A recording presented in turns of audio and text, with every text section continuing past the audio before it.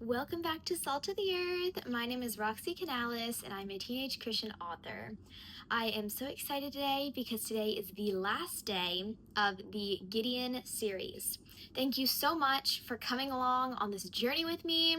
If you haven't seen my other 3 Gideon videos, I would encourage you to go see them. If you have seen all 3 of those videos, then please enjoy this video. I pray that the Lord speaks you through it and that you can be blessed through it. So now let's get into it. In the last part of Gideon's story, we see that Gideon is there at the day of battle. It is time. The Lord says to him, Gideon, go and fight. However, Gideon is still terrified. So what does our gracious God do? He tells Gideon to go head down to the Midianite camp. So Gideon takes a servant, he goes down to the Midianite camp, and we are told in the Bible that the Midianites and their allies, they were in a valley, and they filled that valley like a cloud of locusts. Now, you may be like me, and you're thinking, okay, God told Gideon to go down to this valley, and literally the entire valley is full of Midianites and enemy soldiers, and somehow this is supposed to encourage Gideon? I think we're missing something. The next part of the story will reveal why in the world God told Gideon and his servant to go down there and see this ginormous, huge Midianite army and their allies. Gideon heads down, obviously sees the Midianite army, and he just so happens to end up in the exact place where a Midianite soldier is telling his buddy about a dream he had that night. And this Midianite soldier tells his buddy about how he had this dream, and the guy interprets it. If you want to go read the dream, it's in Judges chapter 7. And I'm not going to cover it all here. You can go read it. And this Midianite soldier tells his buddy the dream, and then the buddy is like, I'm sure this dream means that Gideon is going to come in, swoop in, and take over the entire Midianite camp. So obviously, Gideon, and he's there with the servant, Gideon is astounded at how amazing this is and how he just so happened to end up in this exact place where this soldier had this exact dream and the exact interpretation that Gideon needed to hear as confirmation to go and attack the Midianites. So obviously, our God is amazing. Gideon praises the Lord and heads back to 300 men, very encouraged. Now, you may be wondering, okay, so Gideon saw this huge army, and it actually ended up going well. And Gideon was, I'm sure, terrified when he saw this valley full of Midianites, but Gideon came out very encouraged. And it may be the same for you. You may be starting the assignment the Lord has called you to. You've put away your idols. You've conquered just some distressors that you've had. And now you start the assignment, or you're preparing for the assignment, and you realize, oh wow, this is a really big task that the Lord has called me to, and I'm not sure I can handle this. And obviously, God is going to put things in your path that you can't handle by yourself. And that's perfectly normal. And he does that so that you can be more dependent on him and his power and his strength. So you may be going into this assignment and you're like, oh my gosh, Lord, I don't know if I can do this. I feel very discouraged when I start this assignment because I'm not sure I can handle it. And the Lord is saying, this I can help you with this. I have the strength to help you with this, and I can assist you. And you may maybe even starting the assignment, maybe it's not even you that's discouraged. Maybe people around you are purposefully trying to discourage you, or you're starting a new school and you have a classmate that isn't kind to you, or you're starting a new job and you have a partner that isn't helping you, isn't supporting you, isn't kind to you. But the Lord says that I know this looks discouraging, and I know you may feel discouraged, but this is actually meant to encourage you. What Gideon thought was a discouragement was actually one of his greatest sources of encouragement, because through that, he was able to see the Lord's hand at work, and he was able to see how the Lord was working in his life and on his behalf, and the same can be said for you.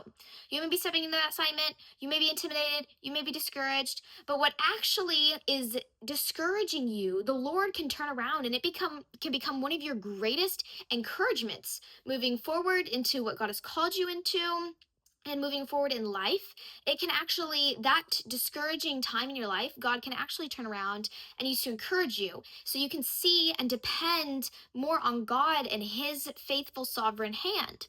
So there is a lesson from Gideon about how this all fits together into our lives, because obviously, again, the Bible is applicable and it is useful for instruction and for teaching and for correction, and the Bible is awesome. So now, let's get right into the second part of Gideon's story that we're going to cover today. It is the last part that we're going to cover in this series, and that is actual battle. He tells them all right, guys, we're going to battle against the Midianites. Here we go. Now, he gathers these weapons, if you want to call them that, and his weapons involve trumpets, empty jars, and torches.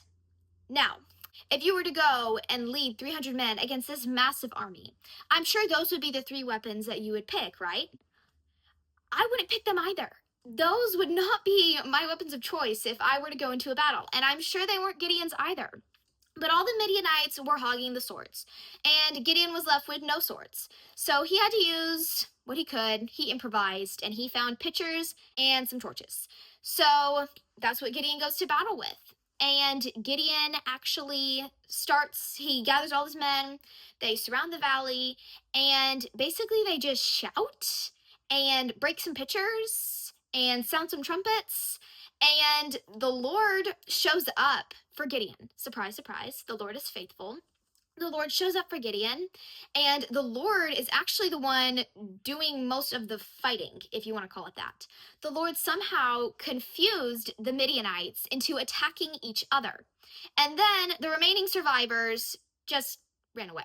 They simply fled. So, obviously, in this battle, you may be thinking, okay, Gideon really didn't do a lot of fighting, and neither did his men. And basically, the Lord took care of them and fought the battle for them. And that's what he may be saying to you. Or that same coworker that you've been struggling with, or that same friend, or that same classmate that you may have a problem with, and by no fault of your own, just simply because of their problems in their lives and their attitude towards you. The Lord may be saying, just be still. Let me fight for you. I can take care of you. I can fight for you. I want you to be dependent on me. Now, that's not always the case. The Lord will fight for you, obviously. But sometimes you do actually need to do things. It depends on the situation and what the Lord has instructed you. But in this case, Gideon just gets up, he breaks a few pitchers, he sounds some trumpets, and the Lord won the day for him. And so, even with all that worrying and all that fretting and all that anxiety that Gideon had and all that doubt, it really wasn't the winning the day really wasn't up to him anyway. It was up to God. And that's amazing for our lives too, because we may put so much pressure on ourselves to be like, I have to do this assignment perfectly, or the Lord's calling me to this and it's all on me and I need to do it perfectly. But no, the Lord has called you to it and he will be faithful and he will help you. It's not all on you. Just like it wasn't all on Gideon. Gideon hardly did anything. The Lord won the day. The Lord fought the battle for Gideon. And the same can be said for your life. Now, obviously, Gideon and his men pursued the army, but honestly, they did little fighting. And through Jesus and through Jesus' power alone, Gideon won the day.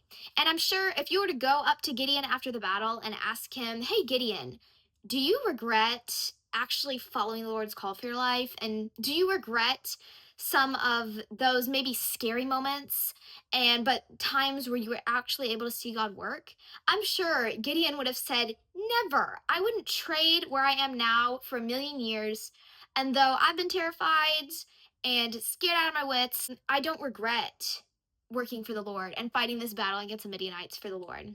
When you follow God's call for your life and follow your assignment, I guarantee that you will not regret it either. So, I sincerely hope that this series and learning about Gideon has encouraged you and been applicable for you and useful for you. And I hope you've enjoyed it. It's fun to learn about Gideon. I love it.